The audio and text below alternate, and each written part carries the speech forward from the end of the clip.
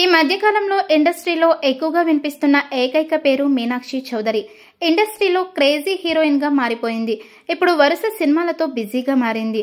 అయితే ఈమె ఇచ్చట వాహనములు నిలపరాదు అనే సినిమా ద్వారా హీరోయిన్ గా తెలుగు తెరకు పరిచయం అయింది. సుశాంత్ హీరోగా నటించిన ఈ సినిమా పెద్దగా ప్రేక్షకుల్ని మెప్పించలేదు. ఆ తర్వాత రవితేజ హీరోగా నటించిన కిలాడి సినిమాలో తన గ్లామర్ తో ఆకట్టుకుంది మీనాక్షి చౌదరి.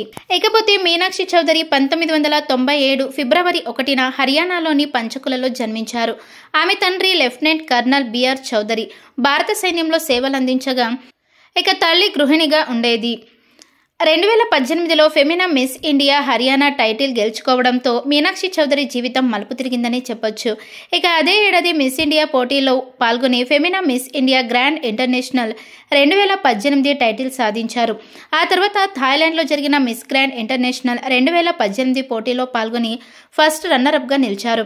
ఈ ఘనత భారతదేశానికి గర్వకారణంగా మారింది. ఇక ఈ పోటీ ద్వారా మీనాక్షి చౌదరికి దేశవ్యాప్తంగా మంచి గుర్తింపు లభించడంతో మోడలింగ్ మరియు సినీ పరిశ్రమ నుంచి అవకాశాలు వెలువలా వచ్చాయి. ఇక మోడలింగ్ రంగంలో మంచి పేరు తెచ్చుకున్న మీనాక్షి వెబ్ సిరీస్ ద్వారా తన నటనా ప్రస్థానాన్ని ప్రారంభించారు. బీబీసీ స్టూడియోస్ నిర్మించిన Hindi web series out of లవ్లో ఆలియా కశ్యప్ అనే పాత్రను పోషించారు. ఇక 2021లో తెలుగు చిత్రసీమలో అడుగుపెట్టిన మీనాక్షి ఇచ్చట వాహనంలో నిలపరాదు అనే చిత్రంలో హీరో సుశాంత్ సరసన నటించారు. ఇక ఈ సినిమా షూటింగ్ సమయంలోనే సుశాంత్ ద్వారా ఆమెకు సినిమా అవకాశాలు లభించాయి. ఇక అంతేకాకుండా అడ్విశేష్ నటించిన హిట్ ద సెకండ్ కేసులో ఆర్య అనే పాత్రలో నటించి మంచి ప్రశంసలు కూడా అందుకున్నారు. ఇక ఈ సినిమా మిస్టరీ థ్రిల్లర్ జానర్లో తెరకెక్కిన చిత్రంగా ప్రేక్షకుల్ని బాగా ఆకట్టుకుంది. ఇక అంతేకాకుండా మీనాక్షి చౌదరి గతేడాది దుల్కర్ సల్మాన్ హీరోగా నటించిన లక్కీ భాస్కర్ సినిమాలో కూడా నటించి మంచి విజయాన్ని అందుకుంది.